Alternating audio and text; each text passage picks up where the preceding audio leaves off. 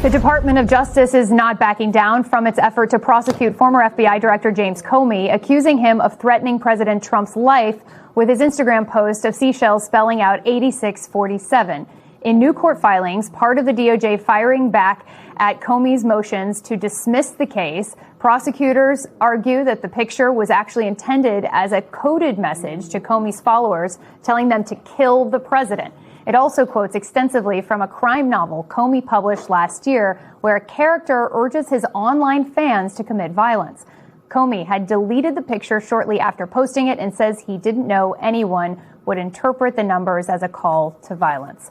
I want to bring in now MS Now senior legal reporter Lisa Rubin, along with Michael Feinberg, MS Now national security and intelligence analyst and former assistant special agent in charge of the FBI, and Mary McCord, MS Now legal analyst and former principal deputy attorney general.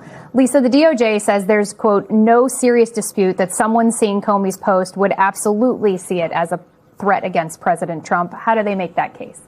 Well, first of all, they make the case based on a report from somebody in Emerald Isle, North Carolina. They say someone with the police department actually reported seeing the post. They also cite a text message that we now know, according to the Department of Justice, is between a relative of Comey's and his wife, Patrice. We knew about this text message, but we didn't know who was on the other side of it. The person is essentially saying to Patrice Comey after seeing the post, "You've gone too far this time. I really hope Jim goes to jail." And Patrice Comey's response to her is very measured. "We did not interpret this as a call to violence or as a political threat." So I think the department's rhetoric is one thing. The proof is another. And Jim Comey's own motion to dismiss here, and there are a couple, is filled with instances where people have used the phrase 86 in context, including in a political context, that is not meant to convey violence. In fact, they cite the fact that there are thousands of products available on Amazon for sale that have used 8646 or 8647 without any notice of them by federal law enforcement ever. So where is the line between Comey's free speech and incitement to violence? They say that it turns on the case law, right? That the Supreme Court and the Fourth Circuit, which is the federal appeals court here, really has a line where they say, because of the importance of the First Amendment, it has to be a true threat, not only as it's interpreted by someone on the other side, but also in the person's own mind.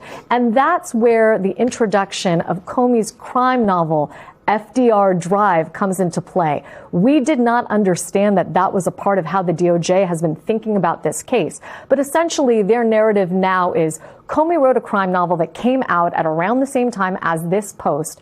And because he created a character that was calling to violence by essentially telling their telling their followers something had to be done, Comey himself knows exactly what he was doing.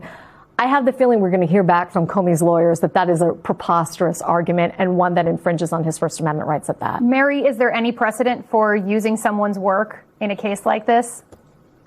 Well, I mean, you know, as Lisa said, one of the things that true threat requires is either a subjective intent to make a threat or reckless disregard for the words, that the words would be interpreted as an actual threat. So that means context does matter. And the Department of Justice says in its opposition to the motion to dismiss that they're looking at context. Having said all that, and that context, of course, can be what is in the person's head as they're making what is alleged to be a threat.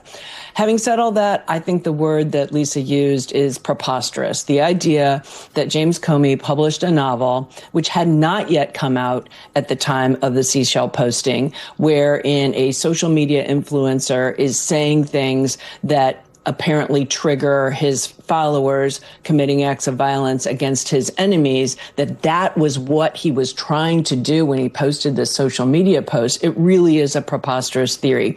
And I would also say just the phrasing in this opposition, as somebody who spent almost a quarter of a century at the Department of Justice, I couldn't get over. I mean, listen to this line.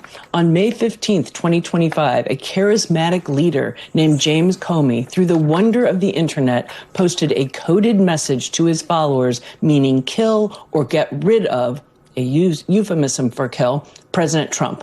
That's the verbiage they use. That reads like a crime novel, not a serious pleading filed in federal court. And yet this isn't the first time the DOJ has harkened back to the writings of a former official. We saw that in the case of John Bolton as well. Michael, we know that agents were tracking Comey's movements. They even interviewed a mob boss to try to build up their case here. A lot of resources have now been devoted to this. Based on the evidence that has been gathered so far, does it make the case? Oh, not remotely. Not even within a country mile. Every single supposition and proposition in DOJ's filing is utterly ludicrous. Yeah, I'm watching it. And first of all, Jim Comey's, he doesn't have followers. He's not a cult leader. This isn't Charlie Manson with a group of individuals crashing on his floor, ready to take violent action when he gives them the thumbs up. Secondly, he was the director of the FBI and the deputy attorney general of the Department of Justice. The notion that he would have a scheme to encourage violence on the part of other citizens, and that he would then provide evidence of that scheme through his own writings for anybody to find, really misstates the basic level of intelligence that you have to occupy the positions he did. I'll be honest, I don't understand how this case survives. I don't understand how the attorneys bringing it don't face bar discipline at some point. And I don't understand, when this whole nightmare is all over, how the agents who worked this case are not also going to face some sort of professional discipline. Well, and like Lisa alluded to, there have been plenty of Republicans who have also used the phrase 86 themselves, former Congressman Matt Gaetz among them, and they have not faced this kind of litigation.